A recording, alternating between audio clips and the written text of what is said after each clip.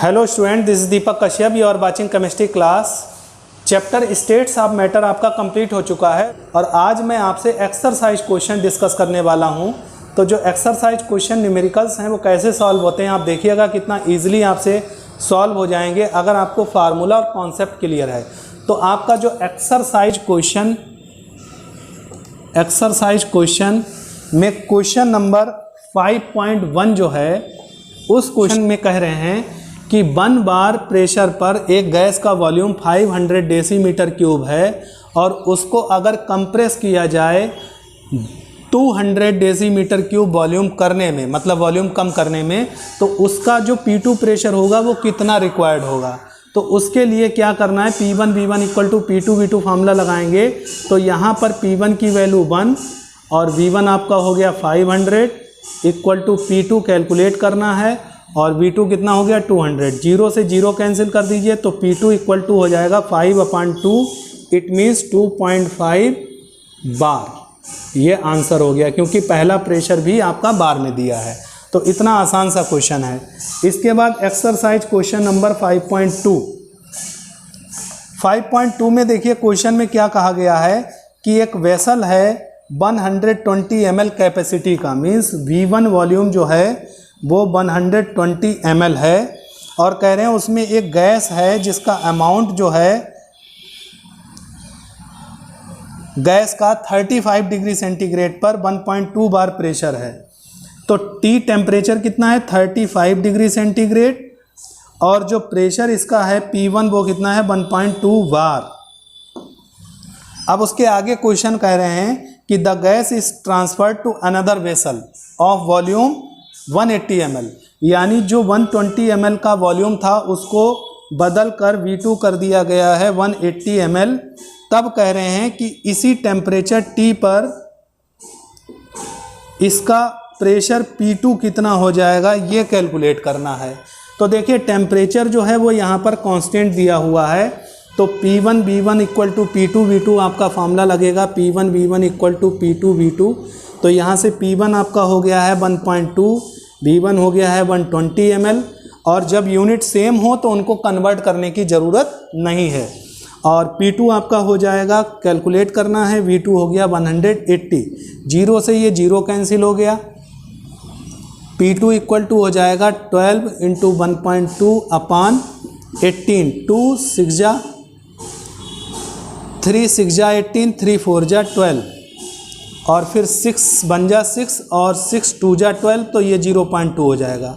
तो 4 2 जा 8 कितना हो गया 0.8 और ये आपका आंसर आएगा बार में। तो ये 0.8 बार इसका आंसर हो जाएगा। तो आप ऐसे भी चेक कर सकते हैं कि अगर वॉल्यूम बढ़ रहा है तो प्रेशर जो है वो घटेगा, बिकॉज प्रेशर और वॉल्यूम जो होते हैं वो एक दूसरे के रेसिप्रोकल होते हैं, मतलब वॉल्यूम बढ़ेगा तो प्रेशर घटेगा।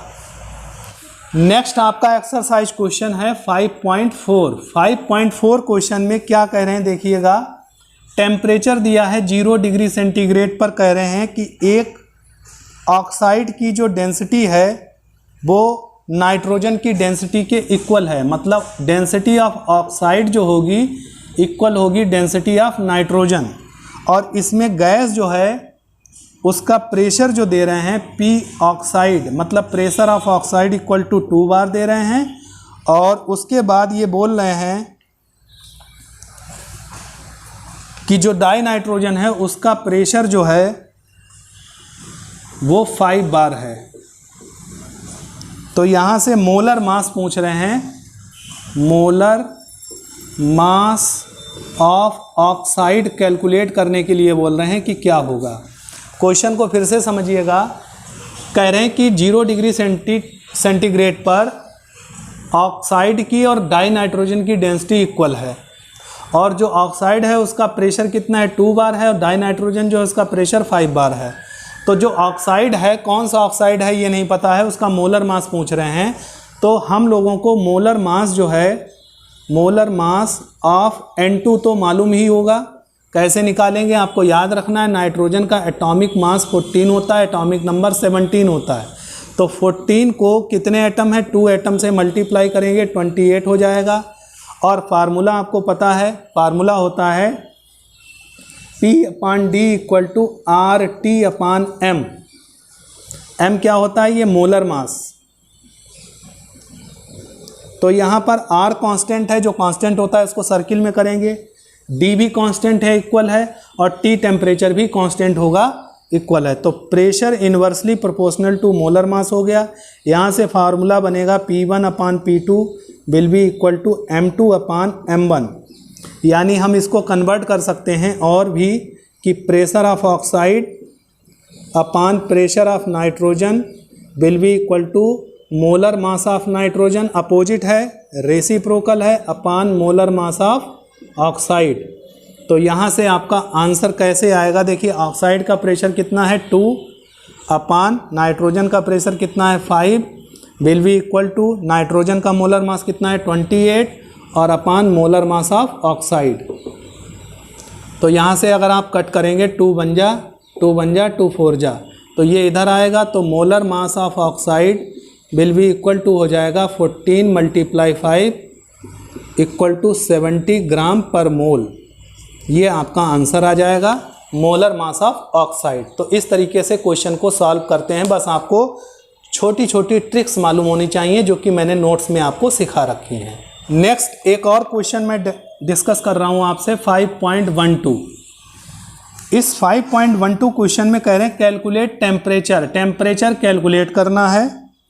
मोल दिए हैं 4 मोल, वॉल्यूम दिया है इन्होंने 5 डेसीमीटर क्यूब, प्रेशर दे रखा है इन्होंने 3.32 बार,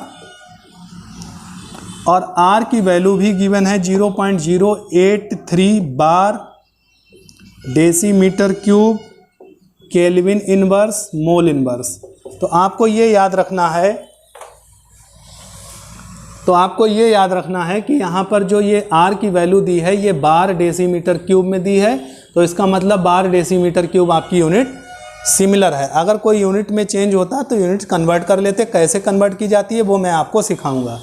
तो यहाँ पर जो ideal gas equation PV equal to nRT होता है, इस फार्मूले का यूज़ करेंगे। प्रेशर की वैल्यू कितनी है 3.32, वॉल्यूम हो गया 5 इक्वल टू मोल हो गए 4 इंटू R की वैल्यू 0.083 इंटू T टेम्परेचर आपको कैलकुलेट करना है।